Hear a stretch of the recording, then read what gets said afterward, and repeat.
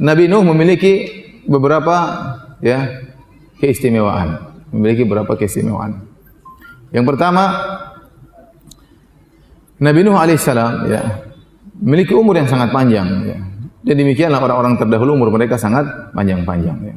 Disebutkan Nabi Nuh alaihissalam diangkat menjadi seorang rasul, umurnya ada yang mengatakan 50 tahun, ada yang mengatakan 40 tahun sebagaimana nabi-nabi yang lain, ada yang mengatakan tatkala umurnya 250 tahun, ada yang mengatakan tatkala umurnya 350 tahun baru diangkat menjadi seorang rasul.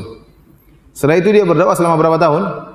950 tahun. Setelah itu terjadi banjir besar membinasakan seluruh orang-orang kafir. Setelah semuanya meninggal, maka Nabi Nuh masih hidup lagi setelah itu. Ada yang mengatakan 60 tahun, ada yang mengatakan 480 tahun. Intinya, total umur Nabi Nuh berapa? Taruhlah diangkat jadi Nabi umur 50. Kita ambil yang paling ringan, yang paling rendah 50 tambah 950, kemudian tambah 60. Jadi berapa? 1060 tahun. Lumayan, lumayan. Coba kalau kita ambil pendapat yang lain, jadi Nabi 350 tahun. Kemudian berdakwah 950 tahun. Jadi berapa itu? Berapa antum hitung juga berapa? 1300. Terus tambah 480. Berarti berapa? 1780 tahun. Luar biasa ya. Jadi umur yang sangat panjang ya. Jadi memang gennya dahulu begitu. Allah menjadikan umat-umat terdahulu umurnya panjang-panjang ya, umurnya panjang-panjang. Sebagian orang ada dari keluarga yang gennya umurnya panjang-panjang, berbeda dengan kita, onderdilnya lain ya. Mereka memang umurnya panjang-panjang. Ya. Saya pernah berdakwah di Jakarta di satu gang namanya Gang Haji Daiman ya. Orang Betawi ya. Ternyata haji tersebut ya, dia dulu pernah berdakwah di situ, usianya sampai 120 tahun baru meninggal dunia. Jadi mereka keturunan orang-orang berusia panjang. Waktu saya ngisi pengajian di pengajian cucunya ya. Hadir anak-anaknya haji tersebut. Anak-anaknya umurnya 85, 87 ya. Jadi memang onderdilnya apa? Begitu ya. Jadi apa namanya? Umurnya panjang-panjang. Itu 85, 87 masih bawa mobil sendiri. Masih sehat, tidak ada gula, tidak ada apa-apa ya. Bapak mereka meninggal umur berapa? 120 tahun ya. Demikian juga Syekh Abdul Razak sering cerita, ada salah seorang murid di Universitas Islam Madinah dari Aljazair ya. Dia cerita bahwasanya keluarga mereka itu meninggal usianya panjang-panjang. Ada yang 130 tahun, ada yang 120 tahun. Akhirnya ada salah seorang dari keluarga mereka yang meninggal umur 70 tahun. Maka mereka bilang, kasihan, masih kecil sudah meninggal dunia. Jadi memang umurnya apa? Panjang-panjang. Ada orang begitu, memang umurnya panjang-panjang. Sudah Syekh Abdul Razak aja, kakeknya dulu, ya, saya masih dapati meninggal sekitar umur 100, hampir 100 tahun. Bapaknya sekarang Syekh Abdul Muhsin, hafizahullah ta'ala, hampir 90 tahun. Beliau masih 55-an kira-kira ya. Adapun kita, ya, biasanya 60 sekian sudah dipanggil oleh yang kuasa.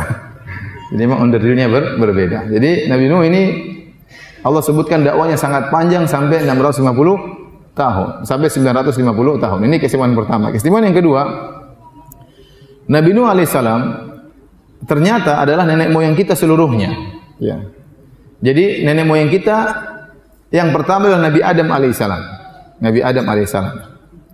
Beliau adalah Abul Bashar.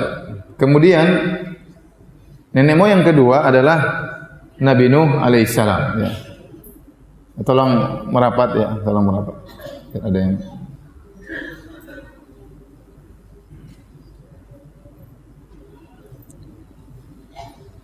jadi ketika terjadi tufan bukan angin topan ya, bukan. Tufan maksudnya banjir besar. Maka seluruh manusia meninggal di atas muka bumi, yang tersisa hanyalah Nabi Nuh dan orang-orang yang Allah selamatkan, ashabus safina, yang ada berada di atas kapal, di atas bahtera. Dan jumlah mereka cuma sedikit. Wa ma amana ma'ahu illa qalil. Kata Allah, yang beriman bersama Nabi Nuh cuma sedikit, sekitar 80 orang. Ada yang mengatakan, bahkan sebagian pendapat mengatakan hanya 8 orang, ada yang mengatakan cuma 7 orang. Ya, ada khilaf di kalangan para ahli sejarah. Tapi pendapat banyak dikatakan jumlah mereka 80 orang. Ya. Dari orang-orang bersama Nabi Nuh, Nuh juga di atas kapal tersebut dia bersama 3 putranya, yaitu Sam, Ham, dan Yafith. Ya. Nabi Nuh punya anak 4, Sam, Ham, Yafith dan Yam. Yam disebut dengan Kanaan. Yam ini yang anaknya kafir yang tenggelam. Disebut oleh ahli sejarah dengan Yam, orang-orang ahlul kitab mengatakan Kanaan. Maka tatkala mereka diselamatkan oleh Allah Subhanahu wa taala, seluruhnya tidak punya anak keturunan atau anak keturunan mereka meninggal, tidak berlanjut. Yang berlanjut anak keturunannya cuma anak keturunan Nabi Nuh alaihissalam. Dalilnya apa? Allah berfirman dalam Al-Qur'an, "Wa ja'alna dzurriyyatahu humul baqin." Kata Allah, kami jadikan anak keturunan Nabi Nuh itulah yang tersisa. Itulah yang tersisa di atas muka bumi ini. Jadi kita semua ini adalah keturunan Nabi Nuh alaihissalam. Sebagaimana kita semua ini adalah keturunan Nabi Adam alaihissalam. Dan Nabi Nuh anaknya yang hidup 3 orang, Sam, Ham dan Yafith. Sam disebut dengan Abul Arab, seluruh orang-orang Arab keturunan Sam. Kemudian Ham, kata sebagian mereka mengatakan Abu Rum, seluruh orang-orang Romawi keturunan Ham. Jadi orang-orang Eropa semua keturunan apa? Ham. Orang-orang Arab semua keturunan Sam. Yafith adalah keturunan orang-orang Habasyah, Ethiopia, orang-orang Sudan, semuanya keturunan apa? Yafith. Nah, antum saya enggak tahu keturunan yang mana. Tapi salah satu daripada 3 ini ya. Dari 3 ini beranak pinak akhirnya muncullah antum-antum ini ya. Jadi karena kita tahu Nabi Nuh alaihissalam adalah nenek moyang kita bersama ya. Maka sebenarnya kita harusnya tertarik mendengar cerita tentang nenek moyang kita. Karena kita bercerita tentang leluhur kita bersama, dialah Nuh alaihissalam. Ini keistimewaan berikutnya dari Nabi Nuh. Keistimewaan yang lain dari Nabi Nuh alaihissalam ya, Allah sebutkan Nabi Nuh alaihissalam diberi pujian oleh Allah dengan pujian abdan syakura, hamba yang pandai bersyukur. Kata Allah Subhanahu wa taala, "Dzurriyyata man hamalna ma'a Nuh, innahu kana abdan syakura." Dialah Nuh abdan syakura, hamba yang pandai bersyukur.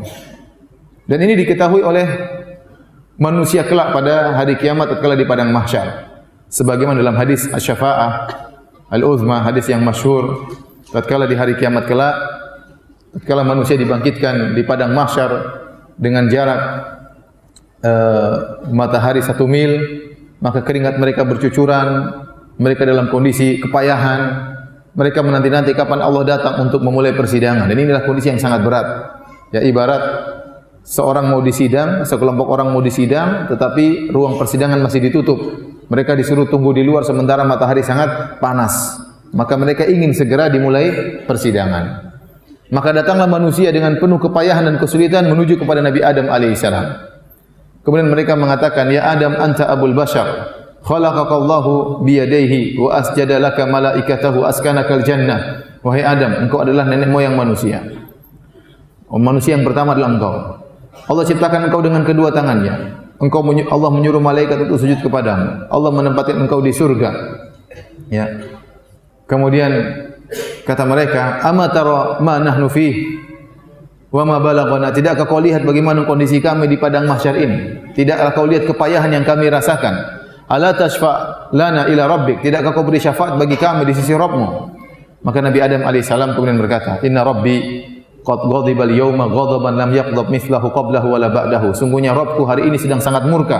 Tidak pernah Allah murka sebelumnya seperti ini dan Allah tidak akan murka setelahnya seperti ini. Wa qad nahani 'an syajarah, dan sungguhnya ya Allah telah melarangku untuk mendekati sebuah pohon dan aku mendekati dan melanggar larangan Allah Subhanahu wa taala. Jadi Adam alaihissalam minta uzur, tidak bisa memberi syafaat karena dia pernah melakukan kesalahan. Adam berkata, "Nafsi nafsi." Jiwaku, jiwaku, diriku juga butuh syafaat, bukan kalian saja, saya juga butuh syafaat. Nabi Adam berkata, "Idhabu ila ghairi." Pergilah kepada nabi yang lain. "Idhabu ila Nuh." Kata Adam, pergilah kalian kepada Nabi Nuh. Ya. Orang-orang pun meninggalkan Nabi Adam di padang mahsyar, maka mereka berjalan menuju kepada Nabi Nuh alaihissalam. Kemudian mereka bertemu dengan Nabi Nuh. Mereka berkata, "Ya Nuh, anta awalur rusuli ila ahli al-ard." Engkau adalah rasul yang pertama yang Allah utus ke atas muka bumi. Wa qad sammaka Allahu abdan syakura, dan Allah telah menamakan engkau dengan hamba yang pandai bersyukur. Jadi mereka tahu keistimewaan Nabi Nuh. Sammaka Allahu abdan syakura, Allah telah menamakan engkau dengan hamba yang pandai bersyukur. Ala tara ma nahnu fihi, tidakkah kau lihat bagaimana kondisi kami, wa balagana, kesulitan yang kami hadapi. Ala tasfa' lana ila rabbik, tidak kau beri syafaat bagi kami di sisi Rabbmu.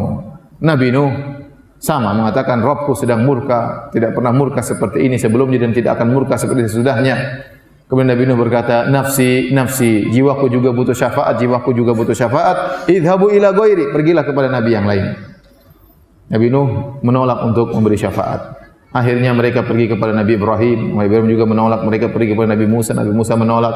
Mereka pergi ke Nabi Isa. Nabi Isa menolak sampai akhirnya pergi kepada Nabi Muhammad sallallahu alaihi wasallam. Kemudian Nabi Muhammad sujud di bawah arsy, sujud yang lama memuji Allah Subhanahu wa taala, memuji Allah. Kemudian Allah berkata, "Ya Muhammad, irfa' ra'sak wa sal tu'ta washfa' tushaffa'." Wahai Muhammad, angkatlah kepalamu dari sujudmu. Mintalah kepada Allah akan dikabulkan, berilah syafaat kau akan diberi syafaat. Itu yang disebut dengan maqamah mahmudah. Intinya manusia pada hari kiamat kelak tahu Nabi Nuh, di antara pujian Allah kepada Nabi Nuh, abdan syakura, hamba yang pandai bersyukur.